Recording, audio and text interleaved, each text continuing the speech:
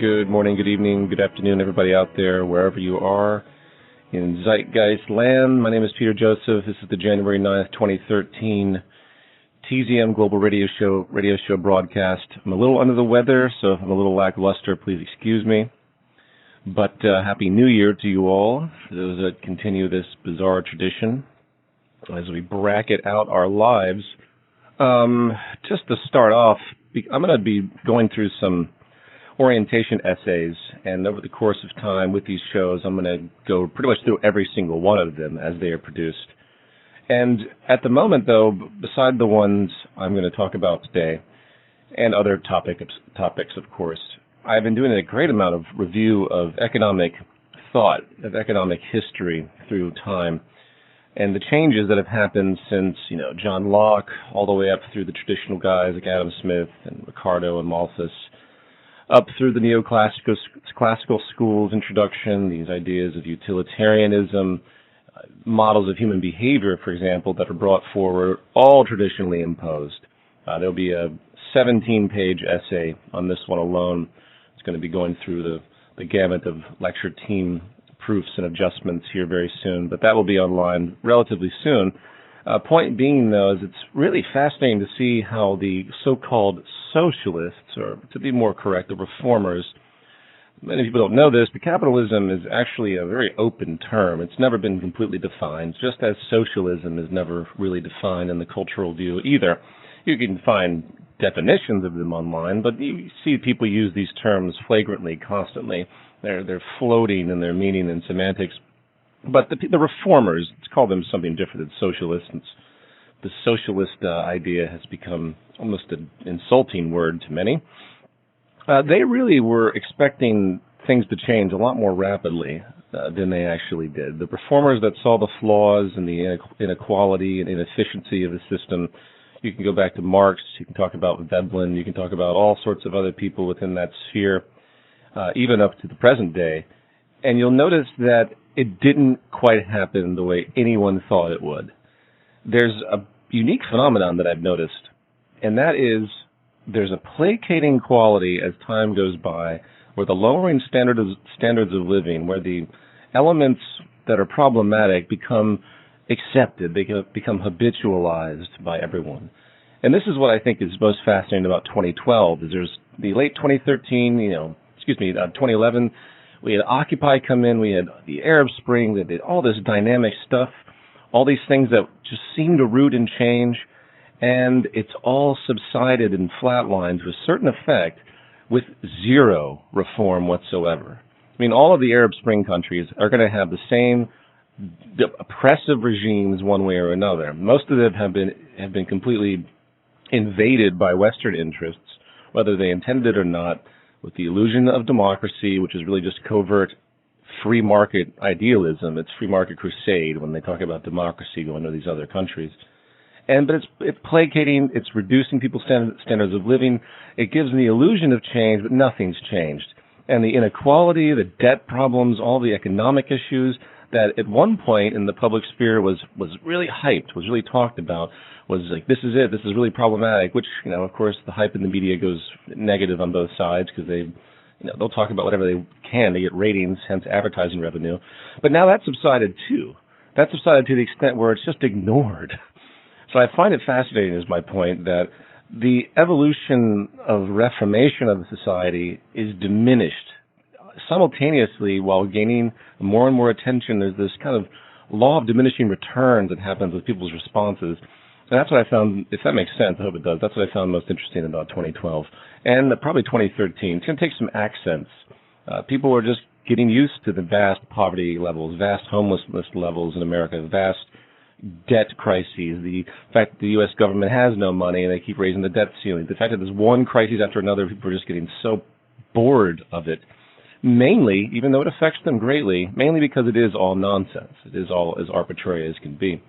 And for those out there that keep wondering how the U.S. government can actually persist the way it has by completely avoiding the corrective nature of this market to which it's supposed to be susceptible to, it's because it's the dominant empire and has the dominant currency. Once the U.S. loses that status, that's going to be a unique turning point. that's a point I think will set the stage for what the future will hold as far as actual change, because there's a extremely sloppy psychology that happens in the United States, very different from the rest of the world. And because it's such a pivotal influence in culture, once the tables turn and the states lose their standard of living even more so, it doesn't have to be by that much, the reactions are going to be very severe. And that's going to be interesting to see. Okay, very, very important announcement. Zeitgeist Day 2013. The 5th annual Zeitgeist Day is coming up, centered around March 17th. That is the day itself. However, it could be the entire weekend from the 16th to the 19th, or anywhere around there depending on how it works out in your region. For those that don't know, Zeitgeist Day is our main global event day for awareness. We've had, I don't know, probably 300 to 400 on average events occur every year since 2009. And coming upon the 5th year, well, we went from New York for the first main event, New York for the second main event, London for the third main event, and Vancouver for the fourth main event. And now we're in Los Angeles for the 5th year main event. Tickets for the Los Angeles event, this nonprofit event, which will go over between 5 and 6 hours, featuring roughly 10 speakers that we all probably know fairly well that are familiar with the movement, from Ben McLeish to Federico Pastano to Matt Berkowitz and others, will be joining us here. And it should be an amazing event. And if anyone's in the region or would like to come, you can get tickets now through zdayglobal.org. zdayglobal.org. Also, and just as important, is event submission by chapters. We need to create a harmonious global awareness through this event day.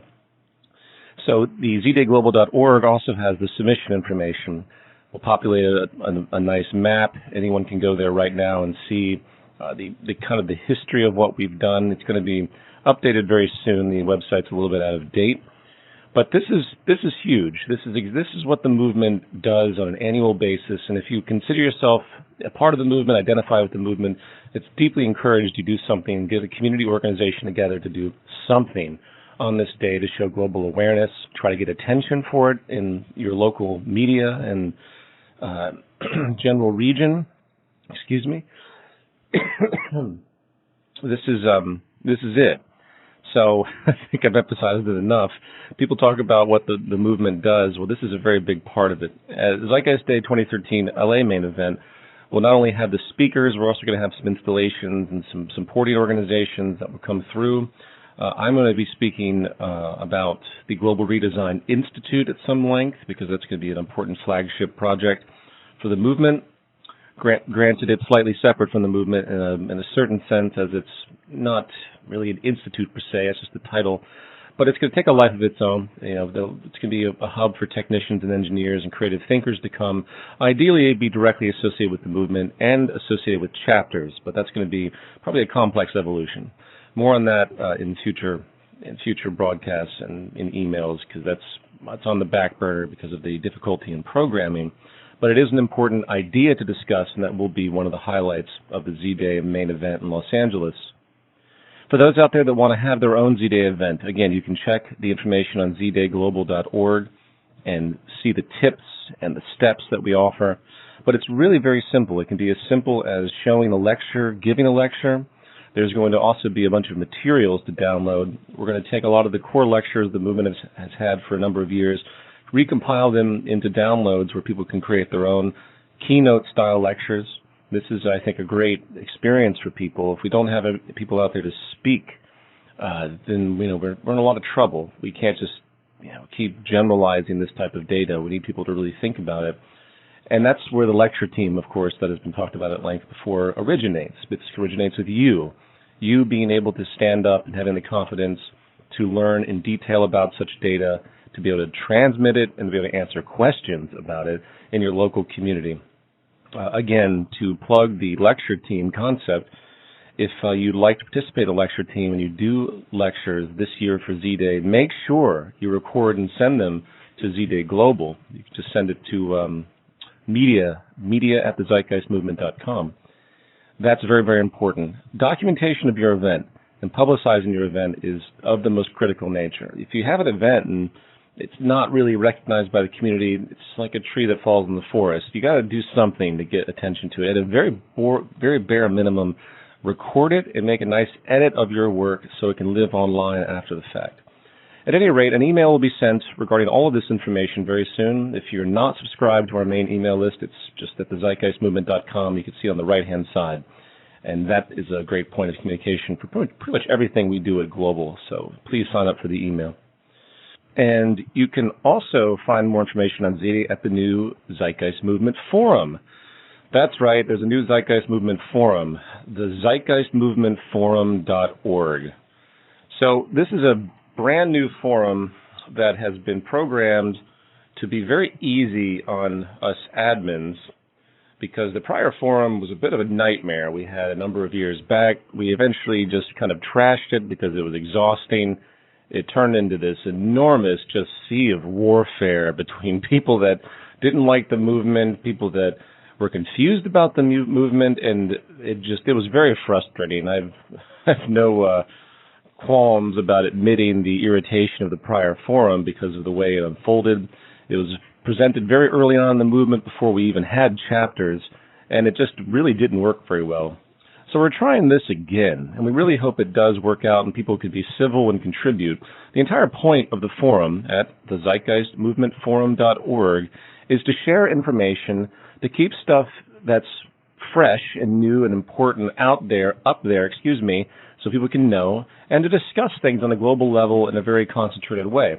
Zeitgeist Day, for instance, is a very, very critical thing to discuss on a global level, and we will have plenty of threads and a whole category on this. Again, you can see it right now. It's open for registration. For those that want to know a little bit more about it in detail, this is a moderationless forum. One of the agreements that was made is that we're not having the moderator problems and wasting time with global admin action, because basically we don't have people to deal with it, and we don't want to put people in those positions anymore because it is truly oftentimes a waste. Point being is that this is a very, very minimalistic forum. It has a very rigid outlay which mirrors the Zeitgeist Movement's projects, and will undergo very little maintenance or anything. If there are problems, if there are infractions, so to speak, then that will be observed from afar, and admins will do what they need to in those circumstances. But otherwise, the forum is very, very simple. It should have multilingual capacity at this point.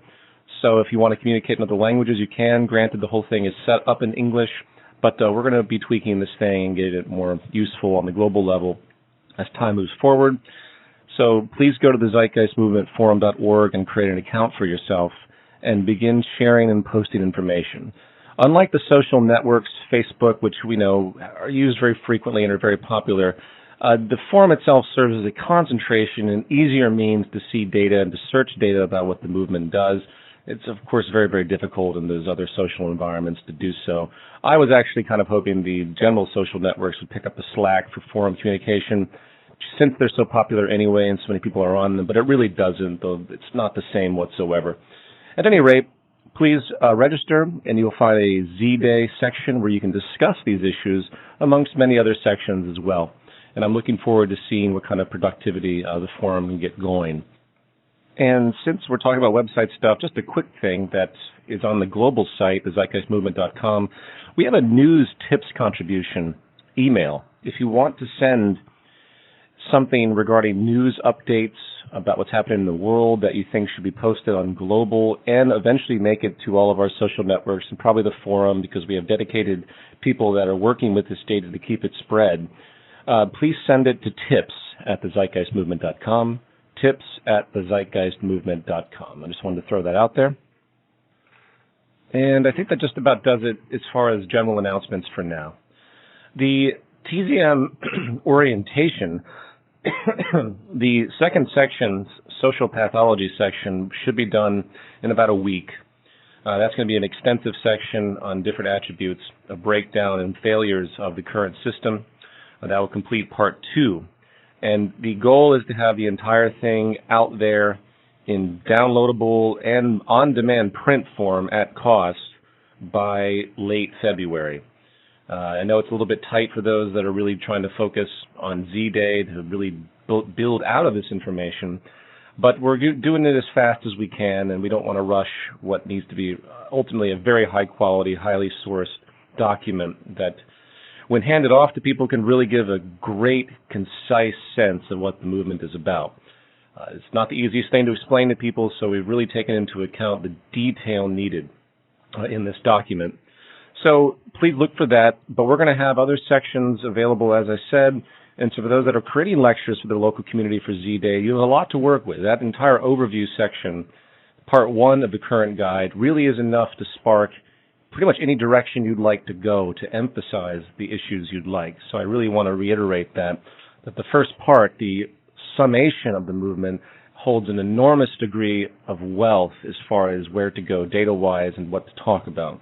So for those that are waiting for the whole document to begin to plan their Z-Day event, I suggest you don't wait and just start to work now. And again, lots of other supplemental materials will be put on zdayglobal.org. You'll find them posted in the thread regarding Z-Day on the forum, and they'll also be sent out in a mass email about Z-Day entirely. So I just wanted to reiterate that because I made some comments about the orientation's relationship to Z-Day before, and no, it probably will not be complete by the time everyone has their stuff set up. But it should be available for being printed out and everything else by your exact event day by mid-March. All right, so I'm going to jump into the, I believe is the fourth, actually I take that back, the third dominant essay, technically the fourth, but the third essay of part one, the introduction to the Zeitgeist Movement, called Sourcing Solutions. This is a very minimalistic essay that just simply wants to address what it means to think about problems and where problems actually emerge in how problems actually emerge in ways where you don't even realize you have a problem, because the manifestation of technology and the efficiency of science will come at us in ways that will take what's normal and accepted and turn it into a problem once we realize what's actually possible to increase efficiency. If that didn't make any sense, it will when I go through this essay. So essay 3, Sourcing Solutions. It starts with a quote by Albert Einstein. A new type of thinking is essential if mankind is to survive and move toward higher levels. What he meant by that is that you can't be in the box anymore. You can't just look at things with a rigid framework put forward by tradition. And, just as early religions, for example, thought the world was flat, and it was in their scriptures, to be proven wrong eventually by science, even before we went to space, but we knew the world was round, they had to kind of backpedal quite a bit. And you'll see all sorts of strange justifications in, as far as religious scripture is concerned, to try and defend the idea that, no, we didn't really think the world was flat. Well, that same thing applies to social systems, and namely economics. Economics, like a religion, is a rigidly scripted framework of all these parameters that have been set forward, traditional free market capitalism, and it has ignored advancements in science and technology that have proven certain attributes of its assumptions wrong. And that is a huge, huge point to understand with respect to criticism of this system. You have to get outside of the current frame of reference to see what's wrong with it in most cases, and that's what the Einstein quote is about. A central consideration inherent to the Zeitgeist Movement's perspective on societal change for the better regards understanding progress itself. There appear to be two basic angles to consider when it comes to personal or social progress: manifesting potential and problem resolution. Manifesting potential is simply the improvement of a condition which was not considered prior to being a problematic state. An example would be the ability to improve human athletic performance in a particular field through targeted strengthening, diet, and refining techniques, and other means which were simply not known before. Problem resolution, on the other hand, is the overcoming of an issue that has currently recognized detrimental consequences and or limitations to a given affair. A general example would be the discovery of a medical cure for an existing debilitating disease so that said disease no longer poses harm. However, taken in the broad view, there's a distinct overlap with these two notions when the nature of knowledge development is taken into account. For example, an improvement to a given condition, a practice that then becomes normalized and common in the culture, can also potentially be a problem, part of a problem in the same context, which requires resolution in the event that new information as to its inefficiency is found or new advancements make it obsolete in comparison. For example, human air transportation, which is fairly new in society, expanded transport's efficiency greatly upon its application. However, at what point will modern air transport be seen as more of a problem due to its inherent inefficiency in comparison to another method?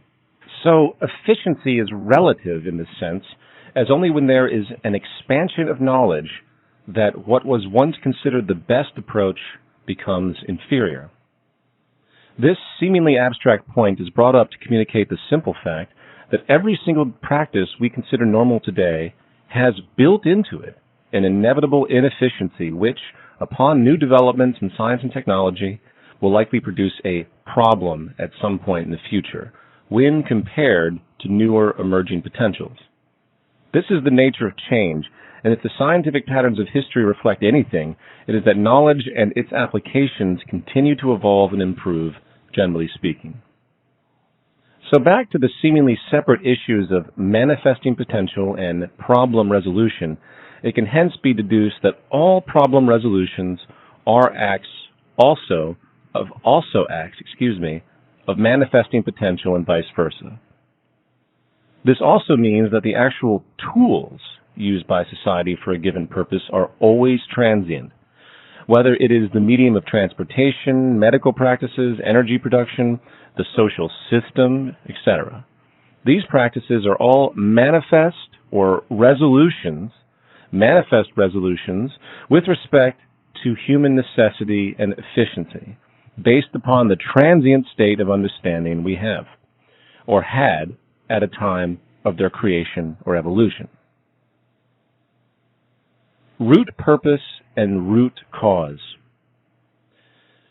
Therefore, when it comes to thinking about any act of invention or problem solving, we must get as close to the root purpose, or the manifest, or the root cause, the problem, as possible, respectively, to make the most accurate assessment for action.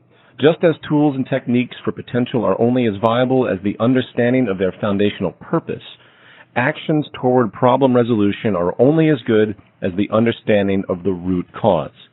This may seem obvious, but the concept is devoid in many areas of thought in the world today, especially when it comes to society.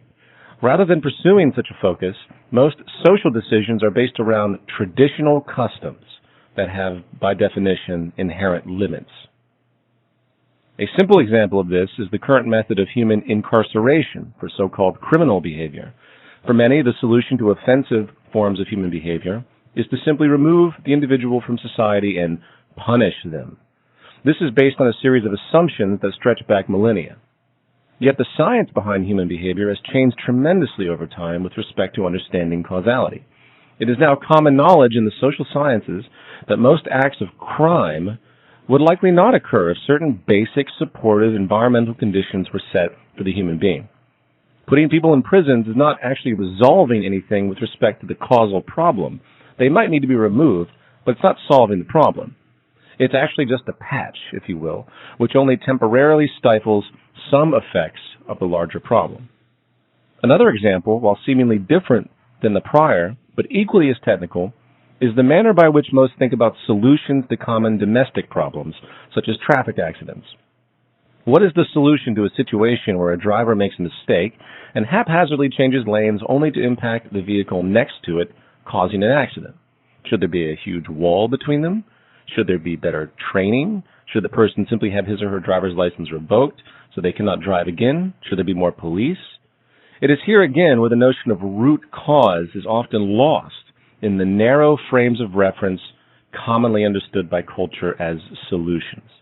The root cause of the accident can only partially be the question of integrity of the driver, with the more important issue the lack of integrity of the technology infrastructure being used. Why? Because human fallibility is historically acknowledged and immutable. So just as early vehicles did not have driver-passenger airbags, common today, which now reduce a large amount of injuries that existed in the past, the same logic should be applied to the system of vehicle interaction itself, taking into account new technical possibilities for increased safety to compensate for inevitable human error. Just as the airbag was developed years ago as the evolution of knowledge unfolded, today there is technology that enables automated driverless vehicles which can not only detect every necessary element of the street needed to operate with accuracy, the vehicles themselves can detect each other, making collision almost impossible. This is the current state of such a solution when we consider the root cause and root purpose overall. Yet, as advanced as that solution may seem, especially given the roughly 1.2 million people who unnecessarily die in automobile accidents every year, this thought exercise may still be incomplete if we continue to extend the context with respect to the goals.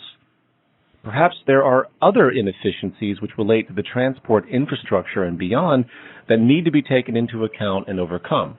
Perhaps, for example, the use of individual automobiles, regardless of their safety, have other inherent problems which can only logically be resolved by the removal of the automobile application itself in certain instances. Perhaps in a city with an expanding mobile population, such independent vehicle transport becomes unnecessarily cumbersome, slow, and generally inefficient by comparison. A more viable solution in this circumstance might be the need for a unified, integrated mass transit system that can increase speed, reduce energy use, resource use, pollution, and many other related issues to the effect that using automobiles in such a condition then becomes part of the emerging problem, even if they're sophisticated. If the goal of a society is to do the correct and hence sustainable, efficient thing, reducing threats to humans and the habitat, ever-increasing efficiency again, a dynamic, self-generating logic unfolds with respect to our technical possibility and design approaches. Of course, the application of this type of problem solving is far from limited to such physical examples. Is politics the answer to our social woes? Does it address the root causes by its very design? Is money and the market system the most optimized method for sustainable progress, problem resolution, and the manifestation of economic potential? What does our modern state of science and technology have to contribute in the realm of understanding cause and purpose on the societal level? As further essays will denote in great detail, these understandings create a natural, clear train of thought with respect to how much better our world could be if we simply follow the logic created via the scientific method of thought to fulfill our common goal of human sustainability. The 1 billion people starving on this planet are not doing so because of some immutable natural consequence of our physical reality. There is plenty of food to go around.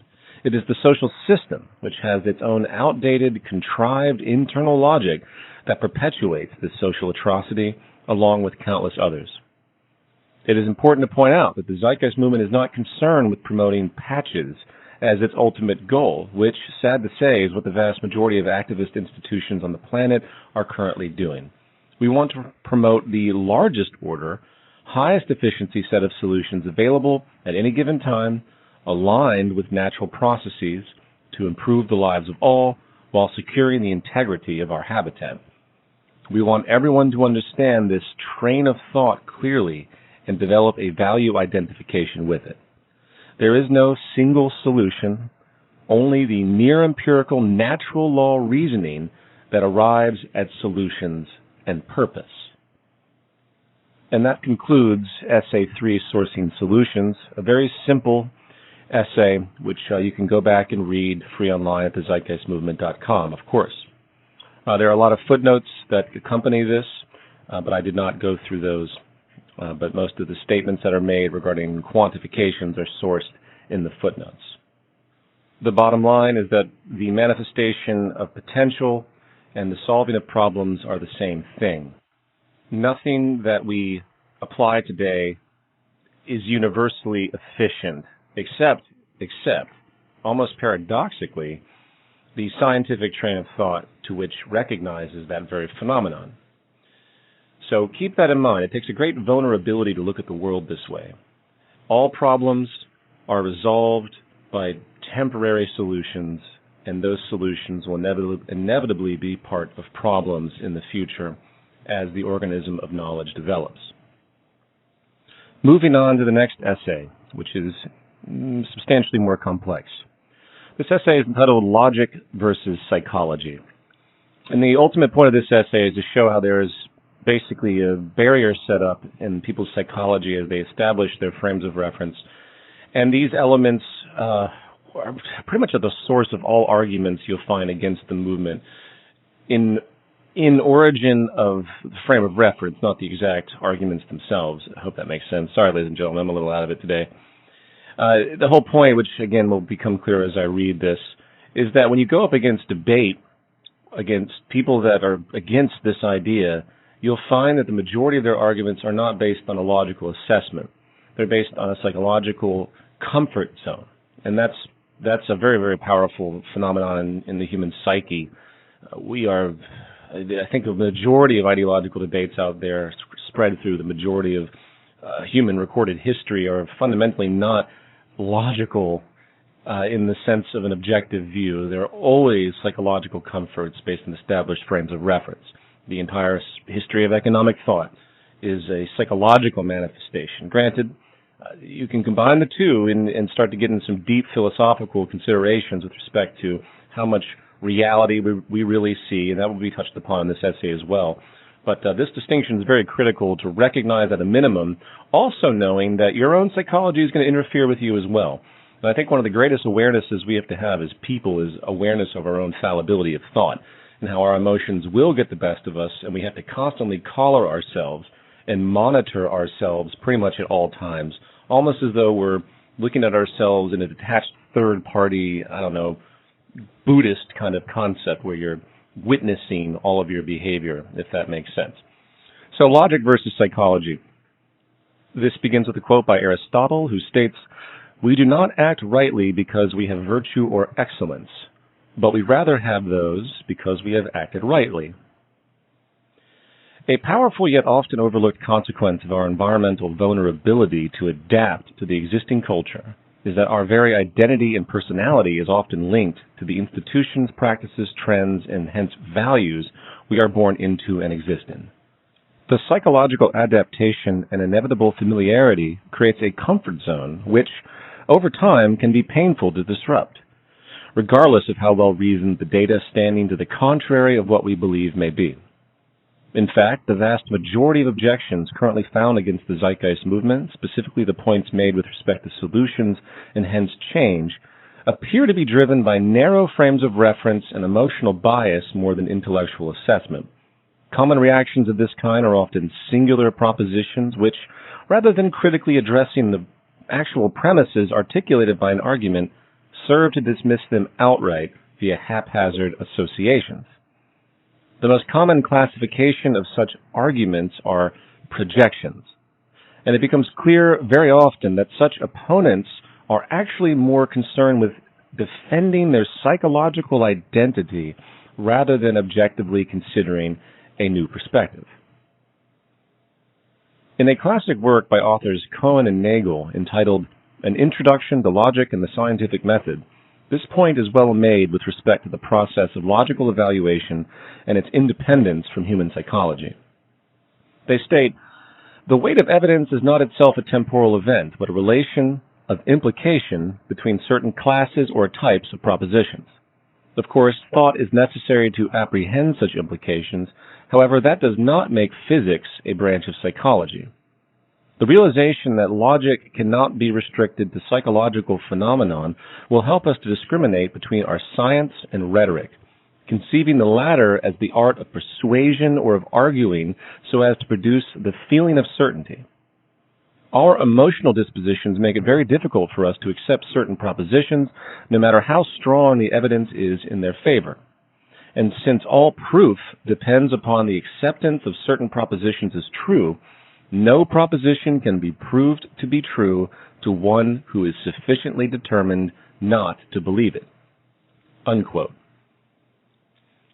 The term mind block has been coined by some philosophers with respect to this phenomenon, defined as the condition where one's perspective becomes self-referring in a closed loop of reasoning.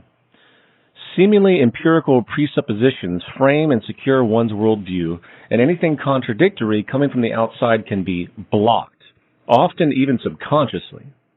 This reaction could be likened to the common physical reflex to protect oneself from a foreign object moving towards your person. Only in this circumstance, the reflex is to defend one's beliefs, not physical form. While such phrases as thinking outside the box might be common rhetoric today in the activist community, seldom are the foundations of our way of thinking and the integrity of our most established institutions challenged. They are, more often than not, considered to be givens and assumed inalterable. For example, in the so-called democracies of the world, a president or the equivalent is a common point of focus with respect to the quality of a country's governance. A large amount of attention is spent towards such a figure, his perspectives and actions.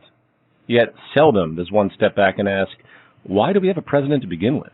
How is his power as an institutional figure justified as an optimized manner of social governance? Is it not a contradiction of terms to claim a democratic society, when the public has no real say with respect to the actual actions of the president once he or she is elected? These questions are seldom considered, as people tend, again, to adapt to their culture without objection, assuming it is just the way it is. Such static orientations are almost universally a result of cultural tradition, and as Cohen and Nagel point out, it is very difficult to communicate a new, challenging idea to those who are sufficiently determined not to believe it.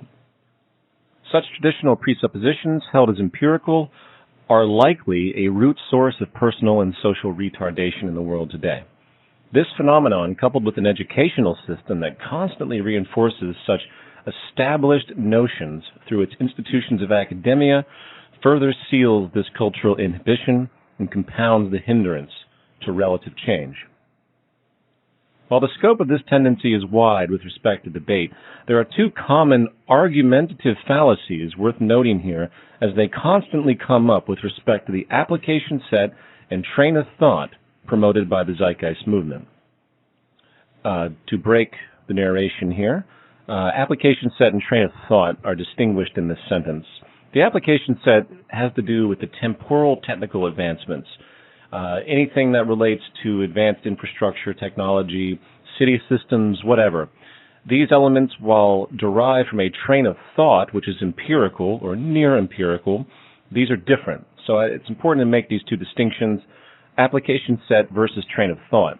So when you talk to people about solutions, they say, what do you promote? They think that they might see, for example, a city system in Zeitgeist moving forward or something and think that this is what the entire economy is based upon, but they don't realize that that's just a technological application. Lots of great thinkers like Jacques Fresco, Buckminster Fuller, and many others have all sorts of technical things, an application set, as it were, which are very, very great, but they're also going to be obsolete over time. Hence, the train of thought is always the most important thing to talk about. Continuing. Put in colorful terms, these tactics comprise what could be called a value war, which is waged, consciously or not, by those who have vested emotional, material interest in keeping things the same, opposing change. The first is the prima facie association. This means upon first appearance, before investigation. This is by far the most common type of objection. A classic case study is the common claim that the observations and solutions presented by the Zeitgeist Movement are simply rehashed Marxist communism. And as an aside, there was one noted anarchist libertarian that said the RBE proposal was Marxism with robots, which I thought was the most amusing prima facie association I'd heard. Continuing. Let's briefly explore this as an example. Referencing the Communist Manifesto, Marx and Engels present various observations with respect to the evolution of society, specifically the class war, inherent structural relationships regarding capital, along with a general logic as to how the social order will transition through revolution to a stateless, classless system, in part while also noting a series of direct social changes such as the centralization of the means of communication and transport in the hands of the state, equal liability of all to labor, and other communist specifics. Marx creates players in the schema he suggests, with the ongoing battle between the bourgeois and the proletarians, the bourgeoisie, I should say to be more accurate, expressing contempt for the inherent exploitation, which he says is essentially rooted in the idea and functioning of private property. In the end, the accumulated goal in general is in seeking a classless and stateless society. On the surface, reformations proposed in the Zeitgeist Movement's promoted solutions might appear to mirror attributes of Marxism if one was to completely ignore the underlying reasoning entirely. The idea of a society without classes or without universal property and the complete redefinition of what comprises the state might on the surface show confluence by the mere gestures themselves, especially since Western academia commonly promotes a duality between communism and capitalism, with the aforementioned character points noted as the core differences. However, the actual train of thought to support these seemingly similar conclusions is quite different. The Zeitgeist Movement's advocated benchmark for decision-making is not a moral philosophy, which, when examined at its root, is essentially what Marxist philosophy was a manifestation of. It was a moral and ethical outrage, with a big technical base of criticism towards the capitalist system, but his conclusions and interests were driven by a moral principle. The Zeitgeist Movement is not interested in the poetic, subjective, or arbitrary notions of, say, a fairer society or guaranteed freedom, of the ideals of, quote, world peace or making a better world, simply because it sounds right, humane, or good. Without a technical framework that has a direct physical referent to such terms, such moral relativism serves little to no long-term purpose. In other words, in short, the guiding principle is not for the betterment, per se. It's for what is correct. The Zeitgeist Movement is interested in scientific application as applied to societal sustainability, both physical and cultural. As will be expressed in greater detail in further essays, the method of science is not restricted in its application within the, quote, physical world, and hence the social system, infrastructure, educational relevance, and even understanding human behavior itself all exist within the confines of scientific causality. In turn, there's a natural feedback system built into physical reality which will express itself very clearly in the context of what works and what doesn't work over time, guiding our conscious adaptation, hopefully. Marxism is not based on this calculated worldview whatsoever, even though there might be some scientifically based characteristics inherent. For example, the Marxist notion of a classless society was to overcome the capitalist originating inhumanity imposed on the working class or proletariat.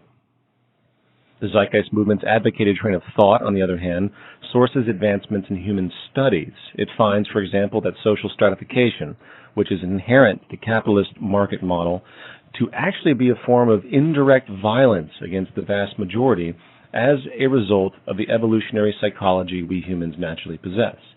It creates an unnecessary form of human suffering on many levels, which in fact is destabilizing and, by implication, technically unsustainable.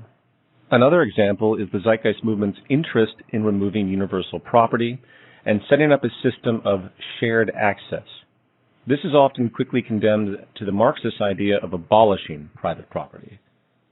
However, generally speaking, the Marxist logic relates the existence of private property to the perpetuation of the bourgeois and their ongoing exploitation of the proletariat. He states in the manifesto, "The distinguishing feature of communism is not the abolition of property generally, but the abolition of bourgeois property."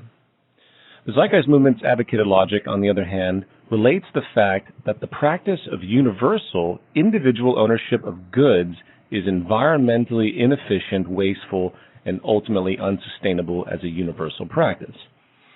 This supports a restrictive system of behavior and a great deal of unnecessary deprivation, and hence crime is common in societies with an unequal distribution of core resources. At any rate, such prima facie allegations are very common, and many more could be expressed.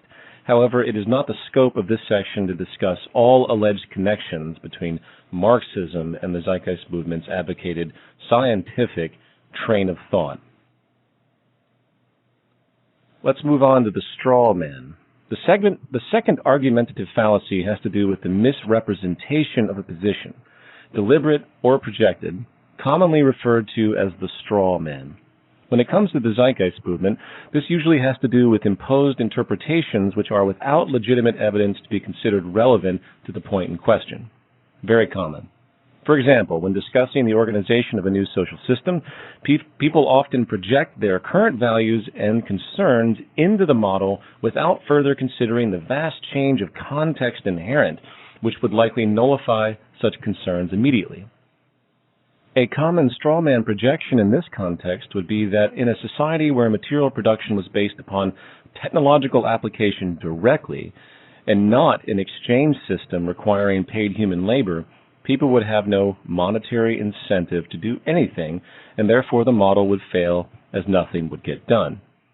This kind of argument is without testable validity with respect to the human sciences and is really an intuitive assumption originating from the current cultural climate where the economic system coerces all humans into labor roles for survival, income, or profit, often regardless of personal interest or social utility, generating a psychological distortion with respect to what creates motivation.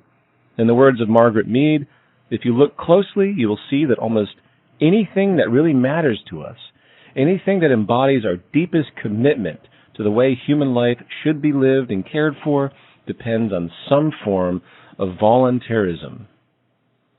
In a 1992 Gallup poll, more than 50% of American adults, at that time 94 million Americans, volunteered time for social causes at an average of 4.2 hours a week for a total of 20.5 billion hours a year. It has also been found in studies that repetitive, mundane jobs lend themselves more to traditional rewards such as money, whereas money doesn't seem to motivate innovation and creativity. In later essays, the idea of mechanization applied to mundane labor to free the human being will be discussed, expressing how the labor for income system is outdated and restrictive of not only industrial potential and efficiency, but also human potential overall. Another common contextual example of a straw man is the claim that if the transition to a new social system was acted upon, the property of others must be forcefully confiscated by some ruling power and violence would be the result. This, once again, is a value projection and fear imposed upon the Zeitgeist Movement's advocated logic without validation. The Zeitgeist Movement sees the materialization of a new social model happening with the needed consensus of the population. Its very understanding, along with the biosocial pressures occurring as the system currently worsens, is the basis of influence. The logic does not support a dictatorial disposition because that approach, apart from being inhumane, simply wouldn't work. In order for such a system to work, it needs to be accepted without active state coercion. Therefore, it is an issue of investigation, education, and broad personal acceptance in the community. In fact, the very specifics of social interaction and lifestyle actually demand a vast majority acceptance of the system's mechanics and values. Similarly, and final example here of the straw man, is the confusion about how a transition to a new social system could happen at all. In fact, many tend to dismiss the Zeitgeist Movement's proposals on that basis alone, simply because they don't understand how it can happen. This argument, in principle, is the same reasoning as the example of a sick man who is seeking treatment for his illness but does not know where he can get such treatment, when it's available, or what the treatment even is. Does his lack of knowing how and when stop his need to seek? No, not if he wants to be healthy. Given the dire state of affairs on this planet, humanity must also keep seeking, and a path will inevitably come clear. Prima facie and strawman arguments are the bedrock of the vast majority of objections toward the Zeitgeist Movement. And in an appendix of the new guide called Common Objections, more examples will be noted. In the end, it is worth reiterating that the battle between logic and psychology is really a central conflict in the arena of societal change. There is no context more personal and sensitive than the way we organize our lives in society. And an important objective of the Zeitgeist Movement, in many ways, is to find techniques that can educate the public as to the merit of this new mechanistic logical train of thought, overcoming the baggage of outdated psychological comforts which serve no progressive, viable role in the modern world. And that concludes the essay, Logic versus Psychology. I hope that was understandable. It's really important for those out there that are trying to communicate these ideas to gain strategy with this understanding and to kind of figure out how to talk to people that come from a completely different worldview using their worldview. And I think the core, most profound thing that any of us can do when it comes to presenting these ideas is to, again, present the train of thought, but present it in such a way that it enables the person you're speaking with or communicating with to discover it for themselves. They have to realize it for themselves, and ideally, you want them to believe that they thought of it themselves. The best way to bypass the ego premise and people just refusing to want to accept any type of authority or tell them about anything is to give them the illusion that they came up with it on their own. And that's a powerful place to be in communication. I think that's probably the highest level of communication I can think of when it comes to transferring ideas. If there's true validity to what you speak of, psychology aside, most people will be able to see the train of thought, and if they're given the flexibility and they don't feel imposed upon, they can discover it on their own and therefore make it seem like it was their own idea, bypassing the ego stigma so common. So I just wanted to reiterate that. I think it's a powerful thing, and I think that just about does it for me. So I appreciate everybody tuning in. I hope these essays have been somewhat helpful. Again, they're all available online, and a lot more are pending. Z-Day is the big thing for the movement right now, zdayglobal.org, and a lot of information will be posted, toolkits, and lots of other stuff. And, of course, if you want to join the Zeitgeist Movement Forum, the zeitgeistmovementforum.org, that would be highly recommended, just to try to get some good community ideas thrown around in one central place once again. All right, everybody, take care. Talk soon.